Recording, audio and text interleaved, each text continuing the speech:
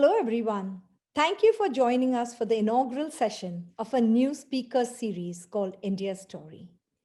I'm Dipti Desai, and I head the West Coast Division for US-India Strategic Partnership Forum, or USISPF. USISPF is committed to creating the most powerful strategic partnership between the US and India.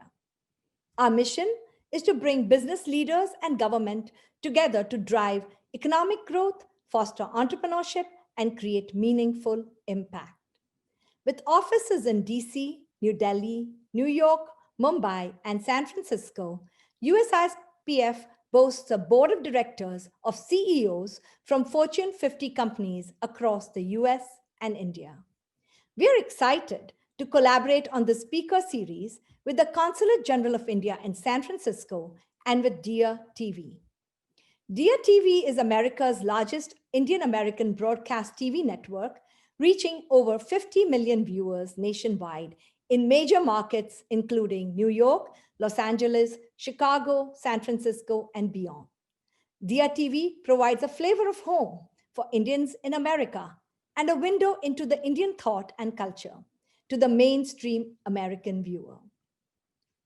Representing the Consulate General of India in San Francisco is Ambassador Dr. TV Nagendra Prasad, who joined this post mid-COVID and has hit the ground running.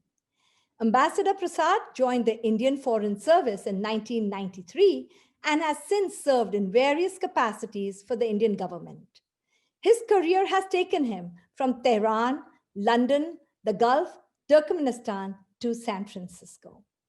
It's been a pleasure to work with him and his team. We at USISPF have been grateful to have the support of the consulate in aiding startups and enterprises in the Western Pacific region. And we are honored to have Ambassador Prasad give the opening remarks today. Ambassador Prasad. Thank you, Deepti, for the generous introduction. And thank you to USISPF and Diya TV for joining hands with the consulate to celebrate India and the success stories of Indians in the Bay Area. I'm very honored to serve in San Francisco as it carries a great legacy. Indian citizens first started to migrate to the United States in the late 19th century when Punjabi and Sikh farmers came to the US. They worked in agricultural fields and built the railroads. In 1970s came the wave of Indians seeking higher education, and by mid-90s we saw a steady flow of tech professionals and innovators making their way into the Silicon Valley and then beyond. We often forget to pause and take stock of the incredible contributions these American Indians are making towards the fabric of American society, economy, and progress, and also strengthening of Indo-US relations. Indian Americans are now the largest Asian American community, one of the largest in the US.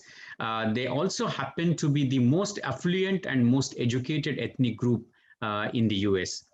We are proud to see Indian Americans making their mark, and this is precisely we are glad to partner with USISPF and Diya TV to highlight the achievements of Indian Americans and their unique India story to viewers via Diya TV and USISPF. We are looking forward to hearing from you, Mr. Jyoti Bansal. Thank you very much for making this happen. Thank you. Thank you, Ambassador Prasad. And now to begin our speaker series, we'd like to welcome Jyoti Bansal. Jyoti is well known to the Valley. An approachable and affable techno geek, Jyoti is a serial entrepreneur and a venture capitalist. Jyoti built his first startup, App Dynamics, which he sold at the cusp of going IPO to Cisco for $3.7 billion. After creating hundreds of jobs and a successful exit, Jyoti was ready for more. His current ventures include Big Labs, a startup studio where founders can come together to co-create companies, Harness, a DevOps company that became the industry's first continuous as a delivery as a service platform. And most recently, Jyoti co-founded Traceable, an AI startup that secures cloud native applications with distributed tracing.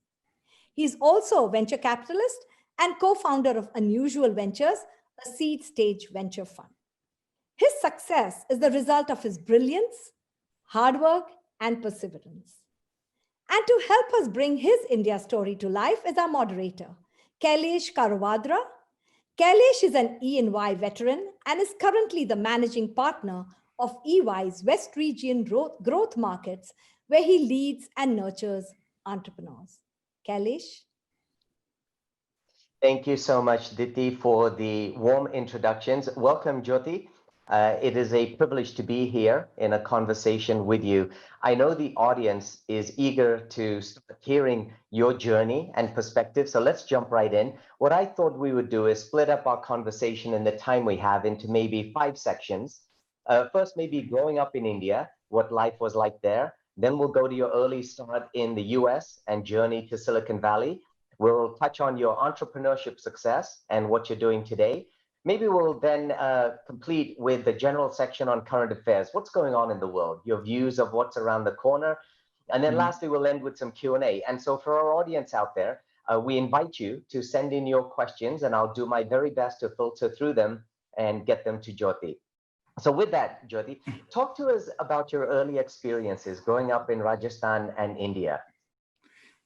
First of all, I'm very excited to join this inaugural session of the India Story, and great to be here.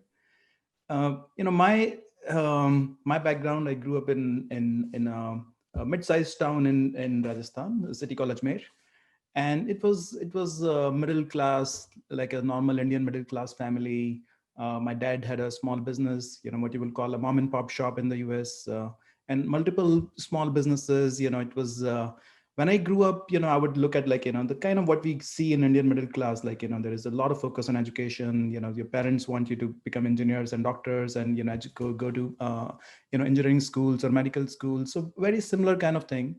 I got into, my dad had a business for irrigation, selling irrigation machinery to farmers. So farmers can do their irrigation, right?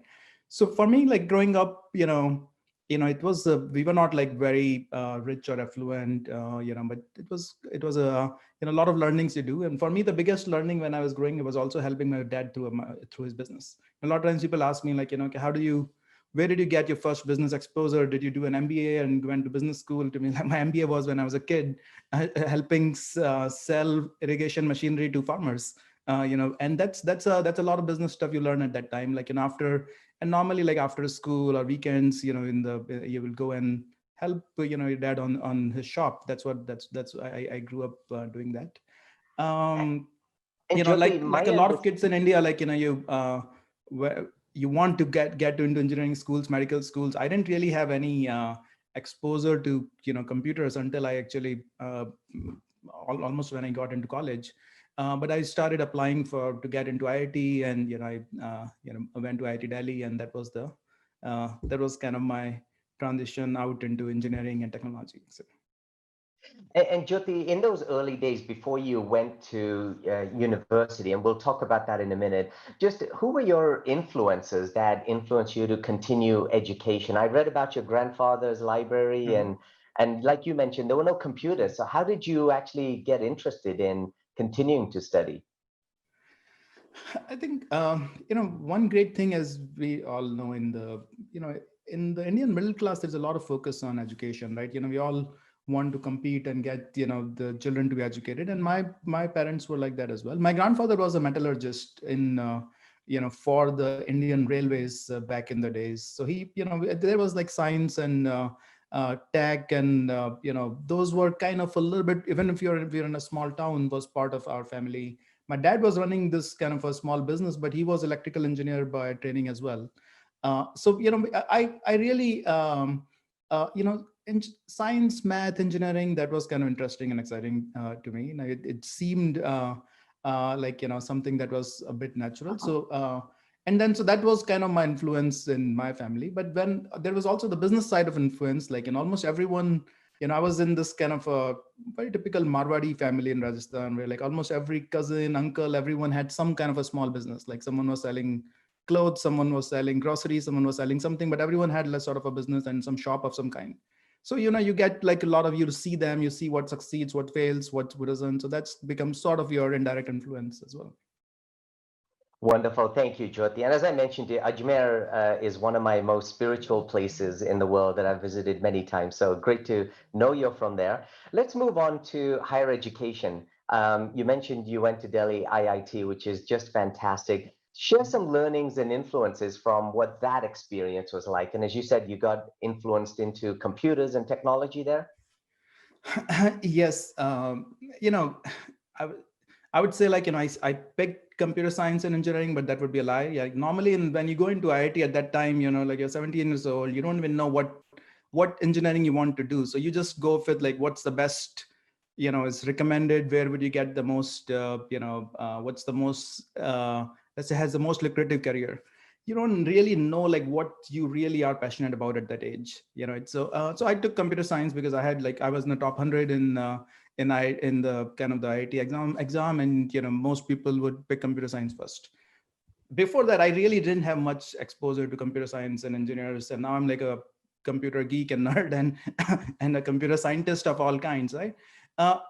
It's a when you go from like a small town into just like a big city in Delhi. That was my first exposure there, and you were like 17 years old, first time out of your home. It's there's a bit of cultural shock, which is not too different than the first time you move to the US. Like when you move from India to US, there's a bit of a culture shock that happens. But going from even from like from where I grew up to Delhi and kind of study there, and it's itself initially you go through a cultural shock and you learn a lot. Like you learn and you get exposure to so many different things and so many people from so many different parts of the country very very quickly. So that's also part of the learning. Like it's not just the learning on when you go into a place like IIT or any engineering school like that, right? So you learn a lot from people around you, not just the academics, right? Now, without getting you into any trouble with your professors at school, I read somewhere that you skipped many classes because you like to self-learn. Were you a good student? I wasn't.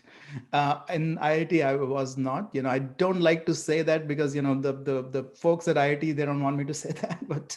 Uh, but it's I actually I like to learn at my own pace, and I'm not so I'm not like everyone has a different way of learning, right? I would go and read myself somewhere and learn much faster than sitting through a class. So I skipped majority of my classes, yes, and I don't recommend other students to do that, but that's what I did. That's a good message. Yeah, don't skip classes, everybody. Yes. But Jyoti, just fast forwarding now, so you graduated, and now where did the motivation to come to Mhm. the US come from? Sure. So this was 1999 when I graduated from IIT. My I was really thrilled about sort of the notion of startups, and and it was still pretty early in India at that time. Like there was really no tech startup ecosystem at that time. Like now we have a very thriving tech startup ecosystem 20 years later, which is amazing, but not back then. And when you would hear all these stories of Silicon Valley, like Silicon Valley where this kind of magic happens, and engineers, software engineers create exciting technologies, and all this exciting new things that are coming out of there. So I was pretty fascinated about Silicon Valley. Really, to me, it's like that's the if you have to be at the sort of the epicenter of software and technology in the world, to me at that time Silicon Valley was really the only option to be. So a lot of students when they come out of IIT, like especially at back then at that time, the most common thing for people was to apply for higher education in the US for masters and PhDs and come over here with that, right? Uh, I wasn't really interested in it. To me, it's like I've studied enough. I need to go in the industry and do something. So I started just applying for startups, for jobs in startups directly from after that, because that's what I wanted to do. And my fascination with coming to the US and Silicon Valley was also to do with the just the startup ecosystem.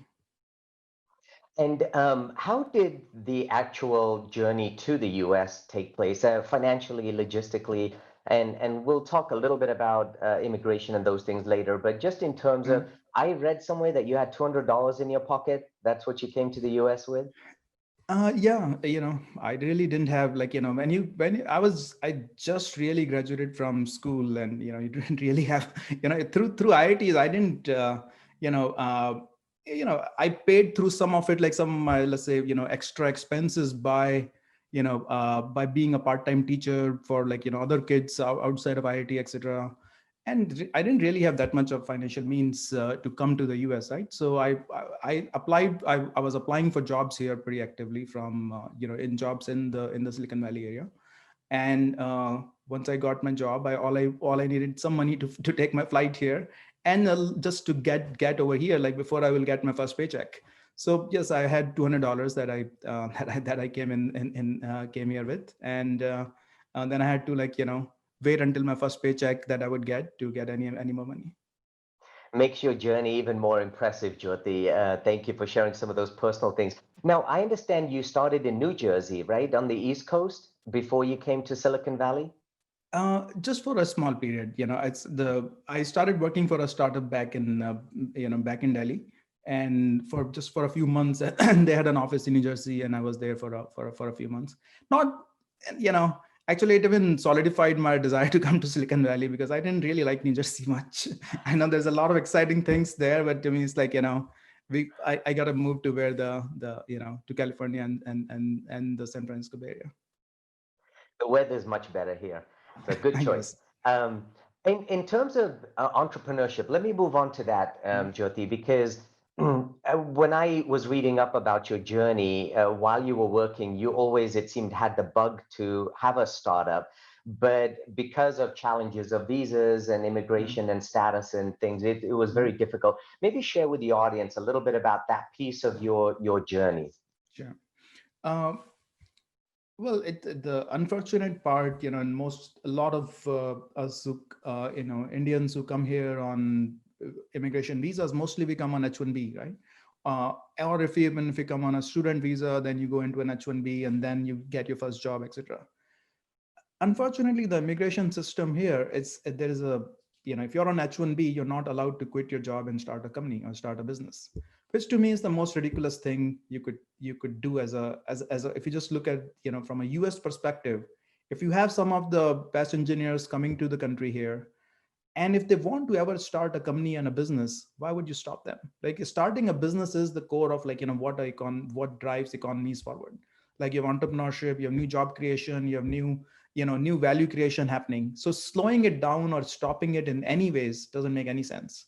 But unfortunately, that's how it is. That's how the rules are for immigration, which is, I really hope they are changed and it gets better, because you want people to come in and you want them to go and do the most kind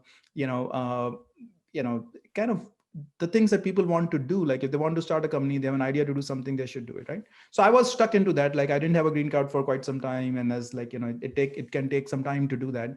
And the reason I moved to Silicon Valley and I wanted to come here was to work in startups and start my own startup. And I had multiple interesting ideas that I wanted to ideally start a company, but I just could not.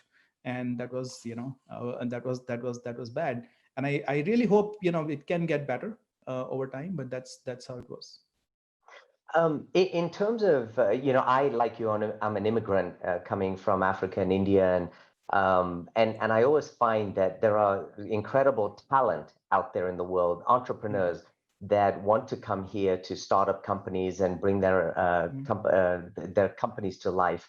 Do you feel like some of these current challenges deter people, or that it prevents them really from doing it here, and they'll do it somewhere else, especially in today's environment? Yeah, definitely. I think that's, if you look at from a US perspective, it's very short-sighted to not encourage people to come in and start businesses in your country, right?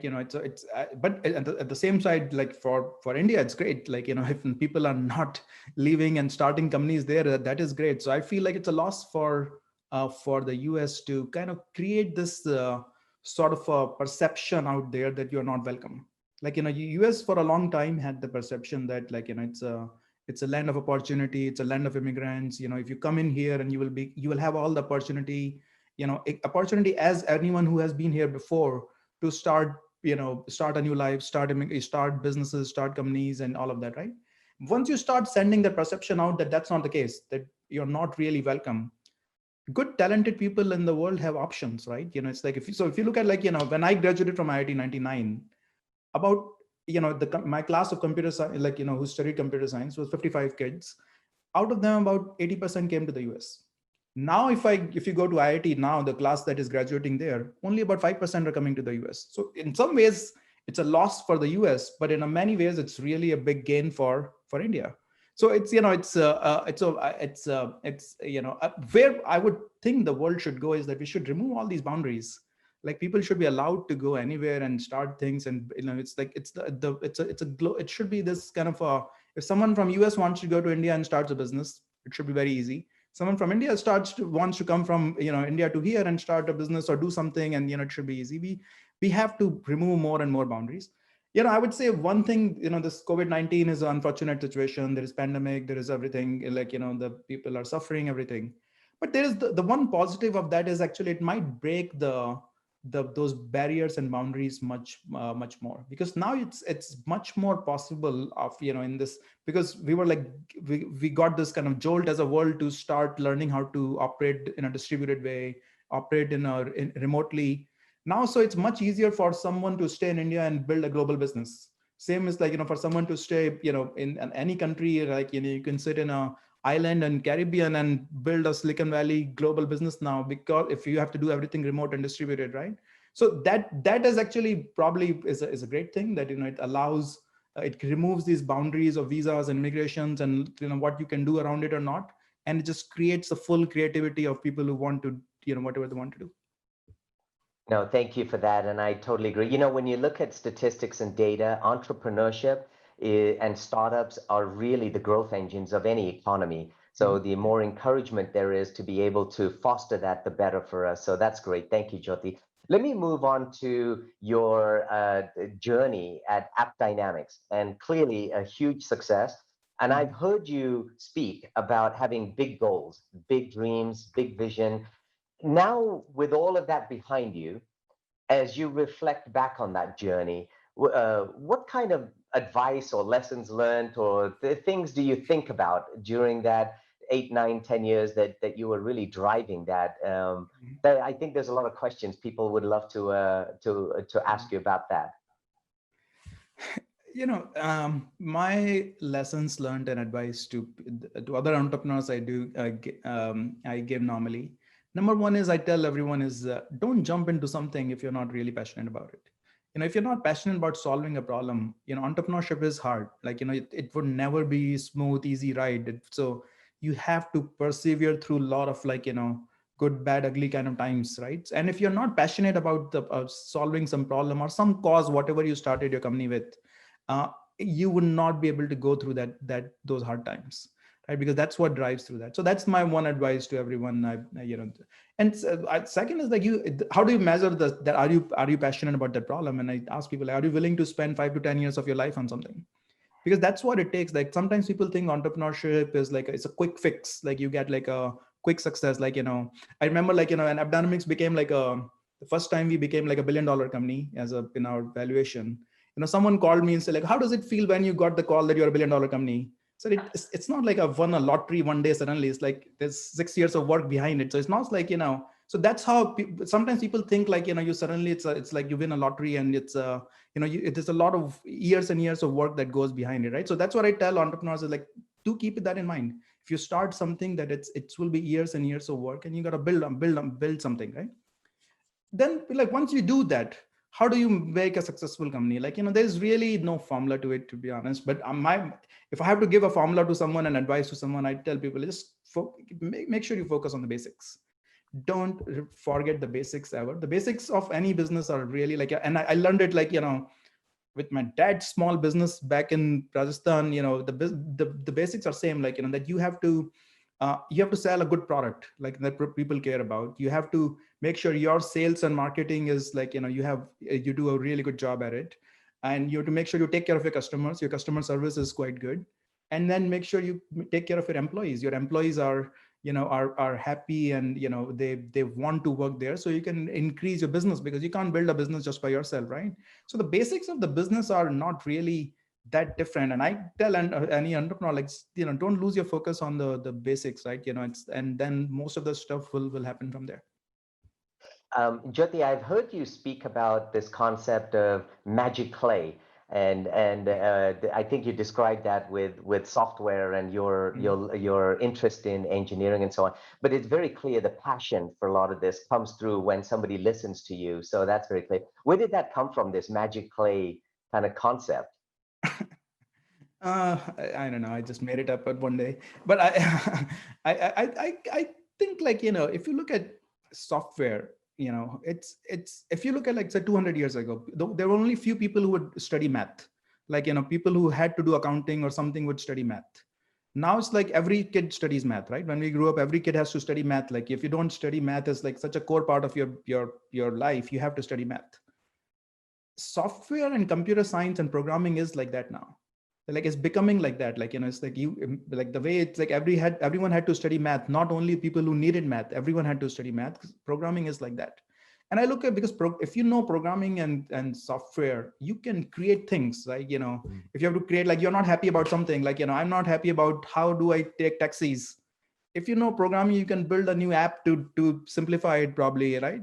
If you're not happy with, like, how banking is done, and you want, you can build something to solve that problem. And that's what I call it, magic clay. Like, software is like magic clay. You can build whatever you want if you want to with that. So it's I do think, like, in the modern world, programming and software and becomes this magic clay to solve problems that you would want to solve. And and everyone should keep that in mind. I think that's fantastic advice, Jyoti. Thank you for that. After App Dynamics, one might think it would be great for you to lie on a beach and have a tequila and relax after all that hard work. But I know that you're not doing that. You're very, very busy. So what keeps you busy these days? And Dipti at the beginning mentioned Big Labs, Harness, Traceable, and Usual Ventures. Can you just share a little bit about what's motivating you today, and what are you doing? Sure. So first of all, like, once, Abdanoix was sold to Cisco, and I tried to retire. I thought, okay, that's the right thing to do. Go on a beach and sip tequilas and don't do anything. That's the right thing to do. And I did try it, and I was bored of it after 6 months. So it's not that I didn't try. The problem is, like, it's just not full. It wasn't fulfilling enough for me, and I gave it a lot of thought. Like, okay, what do I like to do, right? So, and I realized, like, I like, sometimes you work for something, you make enough money, and then you retire, and then you do things that you enjoy. In my case, I realized this is what I enjoy, like running a business, building a business, innovation, building products. So this is my retirement, really. It's not like, I'm working towards a retirement and then I'm going to enjoy something I do. I enjoy this. So I would be doing this until I'm, like, pretty old. I gave it a lot of thought, like, what do I say if I drill down into it? What do I really, really enjoy? And I realized I like three things I want to do. One is, I still want to continue building companies because I really enjoy that. So I want to build build good products and good companies. And second is, I want to help other entrepreneurs and other founders. There's a lot of learnings I can share. I can help and mentor and coach and advise and all of that, right? The third thing is philanthropy, especially actually when it comes to India. Like, growing up in India, you see all sort of, like, all sort of things, poverty to lack of education to lack of healthcare to all sort of things that I think as this kind of global Indian community, we can really help a lot. So to me, it's like, all my analysis, what a lot of thinking, I was like, okay, these are the three things I want to do. So initially I thought maybe I can do, and whenever I do something, I want to do it right and do it, like, well, not like a shallow job at it, right? I did realize, okay, I can do the first two, and maybe I should wait 10 years before I can put my time and energy for the last one. So I'm not really doing sort of a very deeply engaged philanthropy element right now, but at some point I would. But the first two, I realized, okay, if I have to do first two right now, at least for the next 10 years, that's what I started my companies, my startup studio, where I can start building companies. And I have two companies now, Harness and Traceable, and I enjoy doing it. Both companies are doing really well. We are, that's exciting, and I'm passionate about it. And then I started my venture firm, Unusual Ventures, with my co-founder there, so that we can help other founders. Like, it's a very different kind of venture firm. That's why we call it Unusual Ventures. It's where we help, really help founders. And the question we always ask is like, when I started AppDynamics as an engineer turned first time founder, where I didn't really have much of the business experience, what help would I have needed? And so can we provide that help to the founders that start things, and so that we can give back and coach and mentor and advise there, right? So that's what from my perspective, what I'm doing is what I'm passionate about, what I enjoy doing, which is right now, out of the three things I'm passionate about, I'm doing the first two. I don't have time for the third one yet, but that I'll do at some point as well. I think that your third component there, you're probably already doing by helping all these startups who are actually helping communities, and maybe Definitely. people don't know too much about big labs and unusual ventures, because it's a wonderful idea of the studio, as you call it, with accelerators, incubators out there. But do you want to just share a couple of sentences on just what's unique about them in how you help startups? Because it is very impactful, especially with the startups you've already got, Harness and Traceable. Sure. So, well, Big Labs is unique in a different way, that it's Big Labs is all about, for me, experimenting with problems I'm passionate about.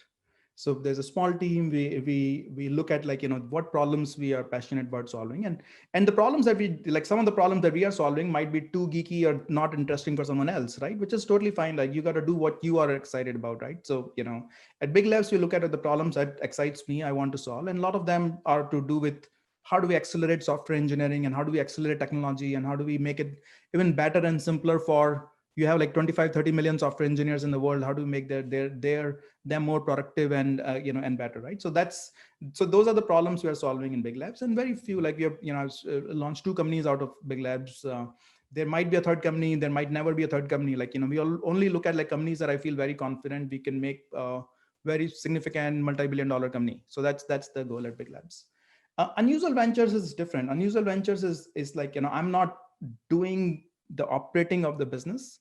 It's more about really helping and mentoring and investing in other entrepreneurs, right? And we have a we have a $400 million fund that we just launched last year. It's one of the biggest seed funds in Silicon Valley right now, and we have a very unique model about becoming really sort of an extended part of the companies we invest in, and teach them and make them successful in the very early stages.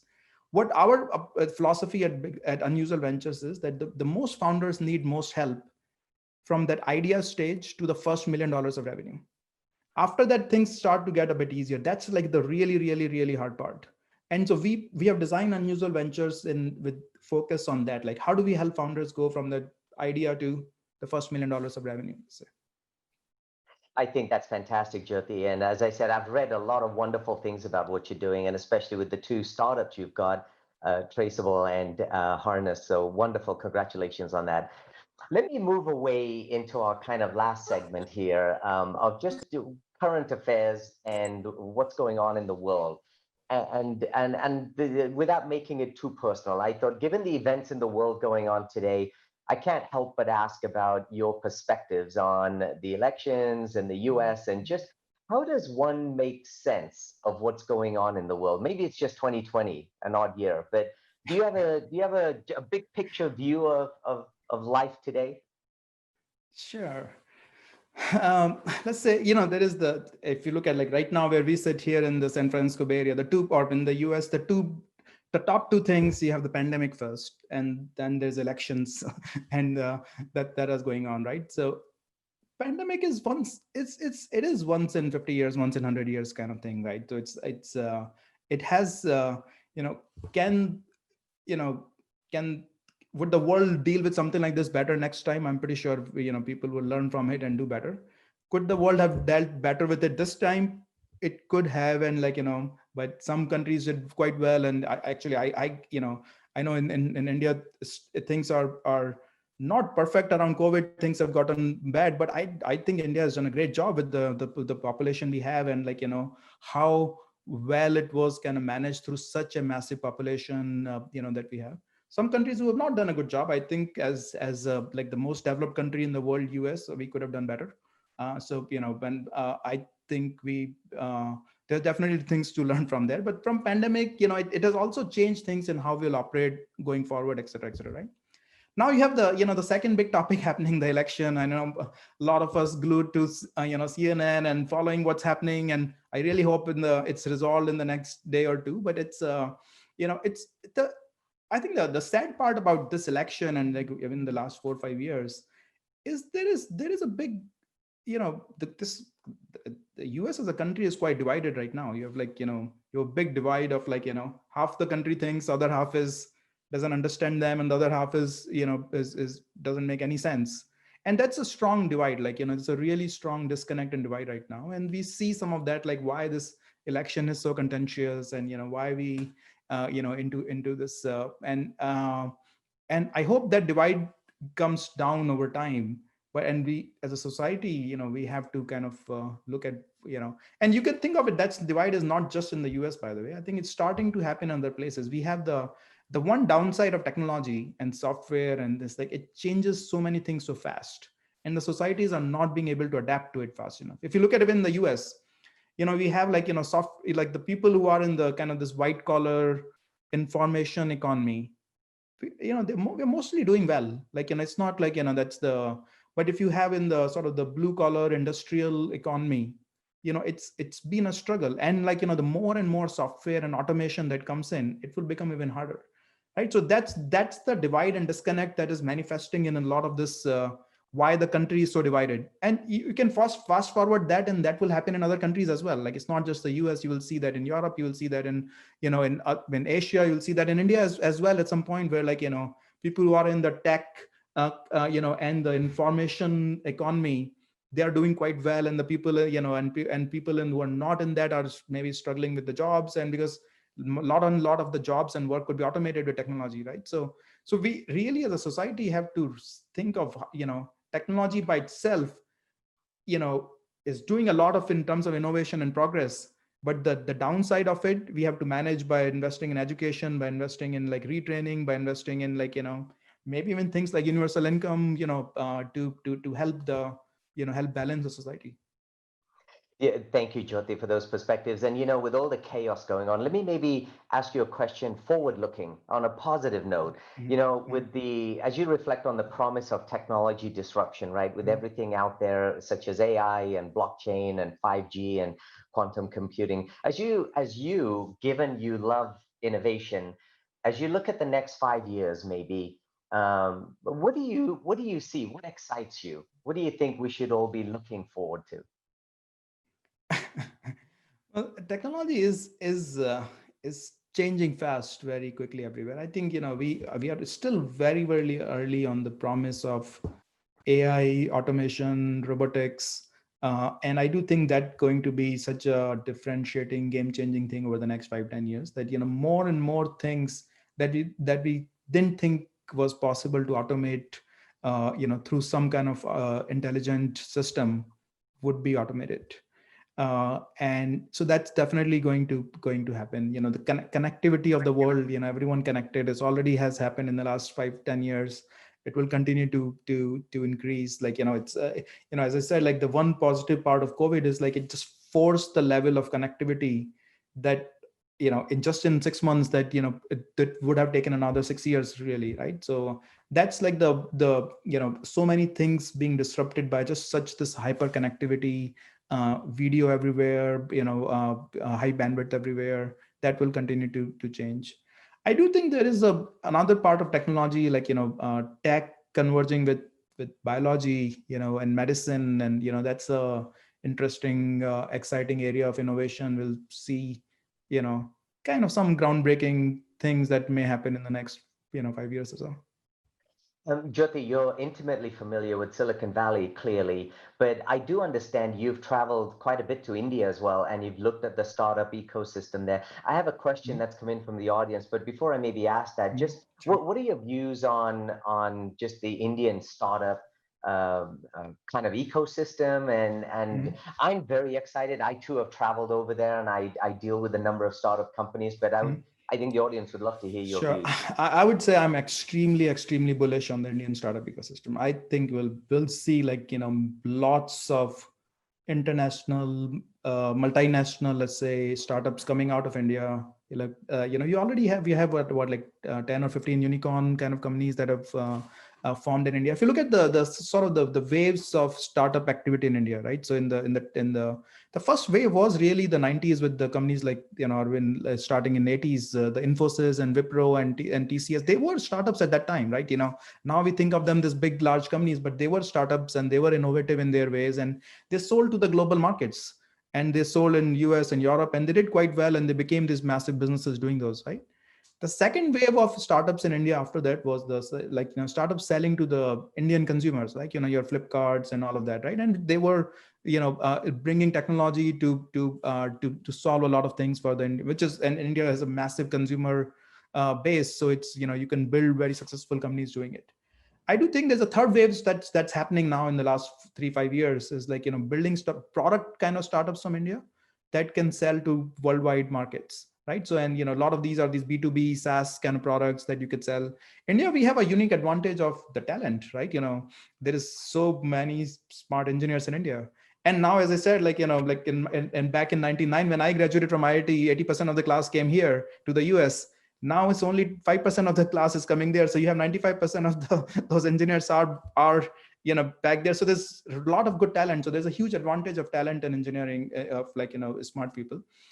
So it's a matter of time, more and more interesting products will come out of there. And so I'm really, really bullish on Indian startup ecosystem. Sometimes people are like, Indian startup ecosystem hasn't seen too many successes. And I tell them it's a matter of time. We have enough coming up now.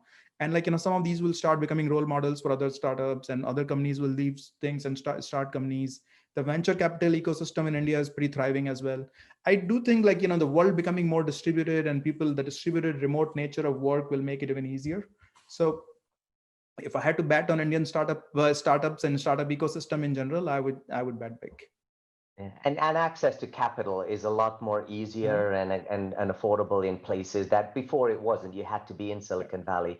Thank you, Jyoti. So the question that was being asked, I'm going to put you on the spot a little bit, but if you were to start a company in today and you were graduating in 2020, would you do it in the US or in the Indian thriving ecosystem there? Any particular views? Well, if I was graduating from school today in 2020, I would just stay in India and do it there, because there is all the ecosystem is quite thriving and quite rich, right? It's like there is venture capital, there is access to capital, there are enough, people, engineers who want to work in product startups.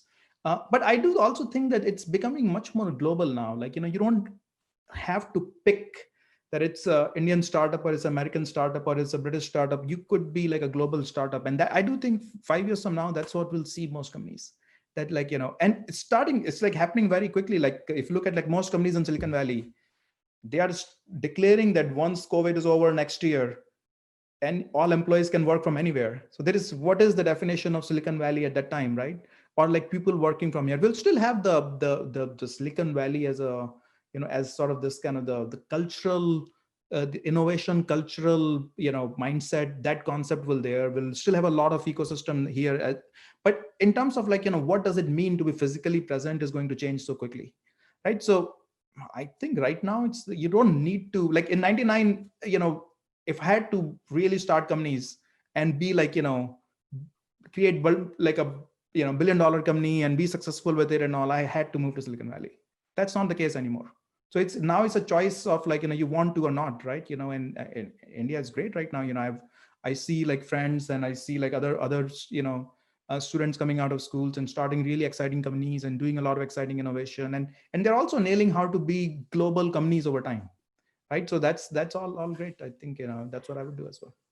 And Jyoti, I've got a question here, and I'm assuming it's from a young person who's saying, if I really do have ambition to create my own startup and I'm graduating this year, should I first working for a startup company, or should I go to some of the larger big tech companies to learn? And you've done this through in your early days, right? Having worked at several companies before App Dynamics. Any perspective there? Sure. Well, if you want to start your startup or learn about startups, work in a startup. Working in a large company, you're not going to really learn as much about it. And also I would tell you, working in a large company, what you learn in 5 years, you will normally learn that in a 1 year in a high growth startup, because things are changing so fast. You have to adapt, you have to learn, you have to learn, you have to learn, and there is no one to teach you, because in a large company you will have like training departments and education departments and employee development departments and all of those. And in a startup you're like just really thrown in the it's like you're thrown in the swimming pool. You have to learn how to swim yourself fast, right?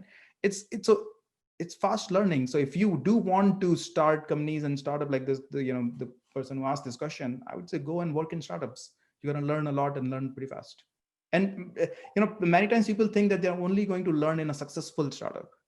You learn a lot in a failed startup, and there is really no stigma in working in a failed startup. You will actually probably learn much more in a failed startup on what not to do, and what things could cause failures. So that's not also key part of learning about startups.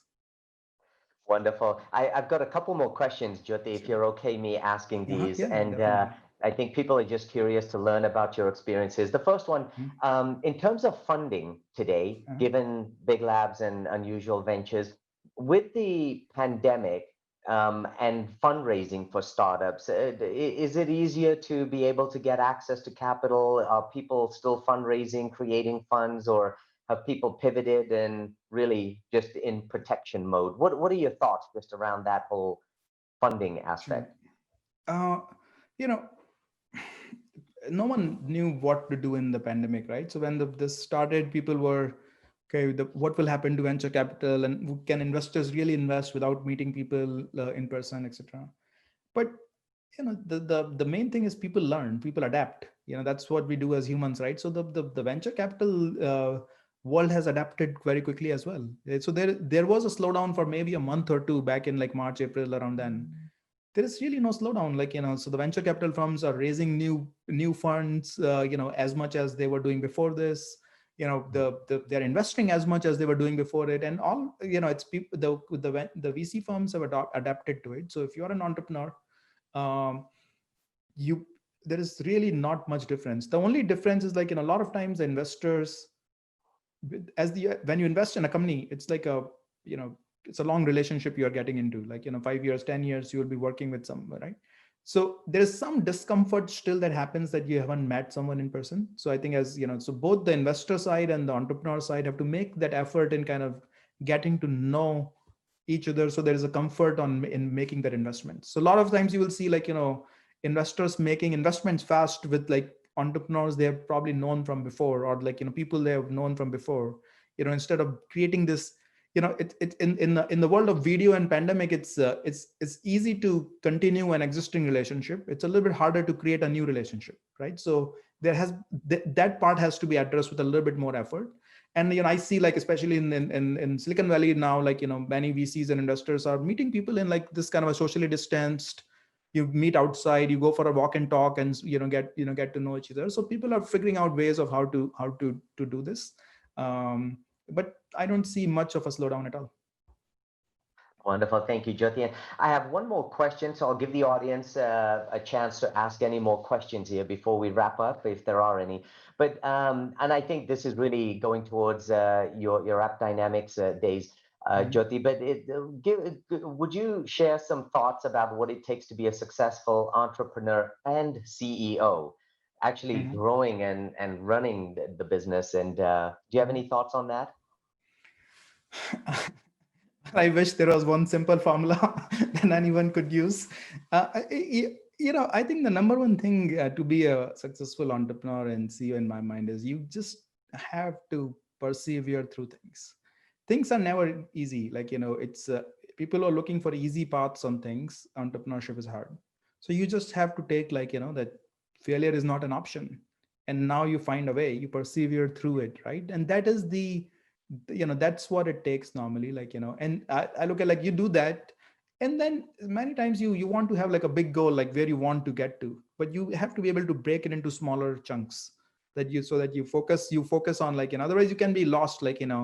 I normally don't like to give too much startup advice, because I feel there is so much advice out there that it confuses entrepreneurs that it's when I was an entrepreneur, they were like, thousands of pieces of advice out there, how to be a successful business person and how to be a successful entrepreneur. And at some point I was like, I'm lost with all this advice. Like, I just not need to set like small goals and like, just find a way to meet, like, it's almost like, you just find, how do you go from the first milestone to second to third, and you find your way. You don't give up. You just find your way to get there, and you find your way to get to the next one, and you find your way to get to the next one, and you will eventually get to the, to some kind of outcome. So my biggest advice: remain focused on basics. Find a way to succeed in each of the different things, and don't give up. And that's all it takes.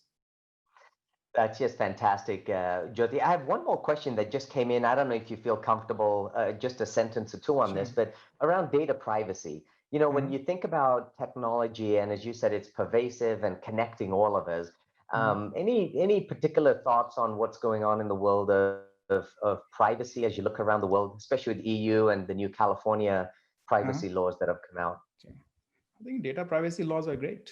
I'm in the camp of like, the technology companies, it's their moral responsibility to not use consumers and users' data in bad ways. I do think personally, I don't even like this kind of advertising based model where you're showing like the Facebook model. To me, it's just a bad model for a society.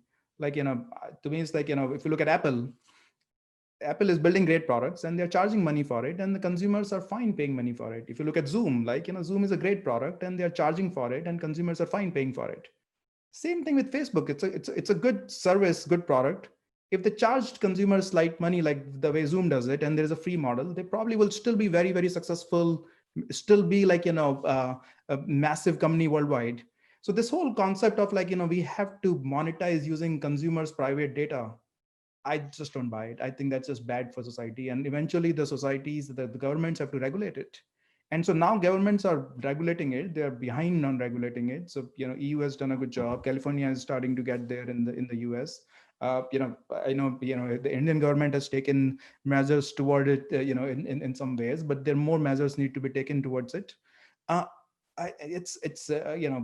As consumers, we have to make sure our private data is, people are just that we own our data, our information, like, and there's no excuse for technology companies to misuse your data or monetize your data in ways that you don't even understand as a consumer. Thank you, Jyoti. And in speaking with you has reminded me of the best food I've ever tasted in all my travels in India, which was at a dhaba about a roadside just outside of Jaipur in Rajasthan. So this has been truly a great honor for me. And time has flown by with our conversation here. And we really want to thank you, Jyoti, for allowing us to spend a few minutes in your shoes and learning from your experiences. You're an inspiring role model for so many, and we wish you blessings and positive wishes for your continued success. For the audience here, we invite you to please continue this conversation at India Story, #IndiaStory. Stay safe and well, everybody. And now we'll bring it back to Dipti. Thank you, Kailesh, and thank you, Jyoti, for sharing your India story with the US. It's so inspiring.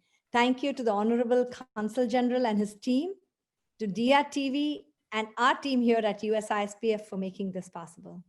So please stay tuned for the next India story.